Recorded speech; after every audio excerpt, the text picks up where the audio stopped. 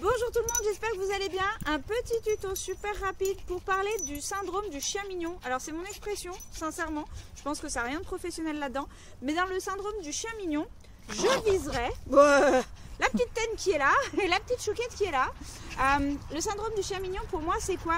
C'est le petit chien, petit chiot qui arrive chez vous, qui est beau, qui est tout mimi et à qui, Sen, viens un peu tard, avec qui on laisse absolument tout passer. Alors je précise, c'est pas une question de taille. Alors voilà un autre de chien mignon, tiens. C'est pas une question de taille, d'accord? Vous pouvez vous faire avoir autant par des grands que par des petits, par du berger belge, du labrador, du ce que vous voulez, du labradoodle. Le chien mignon, c'est celui à qui vous passez tout sous prétexte qu'il est mignon.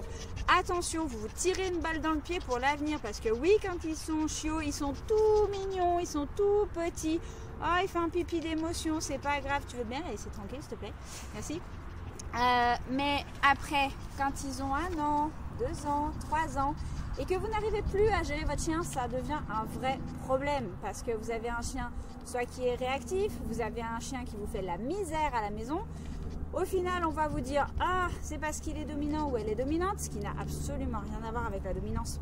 Soyons bien clairs là-dessus, d'accord? C'est simplement parce que, sous prétexte que votre chien était mignon, vous avez laissé passer plein de choses qui, quelque part, ne sont pas à laisser passer.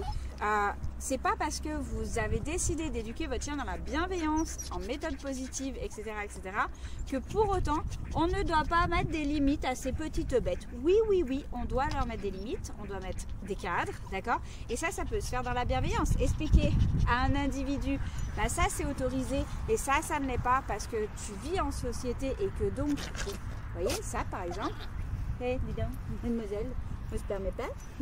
Et lui, il va vite te recadrer très vite, tu vois. Laisse-la tranquille, s'il te plaît. Donc, vous devez vraiment, c'est important d'apprendre au chien qu'il y a des limites à des comportements. Et typique là, bah, c'est pas parce qu'elle est sur mes genoux, la pépette, que ce comportement doit être autorisé, d'accord?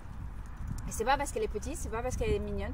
Partez du principe, si vous aviez un gros chien, alors je vous donne un exemple, Rottweiler ou autre, d'accord? C'est pas une question de chien de catégorie. Si vous aviez un plus gros chien, jamais vous auriez laissé passer ce type de comportement.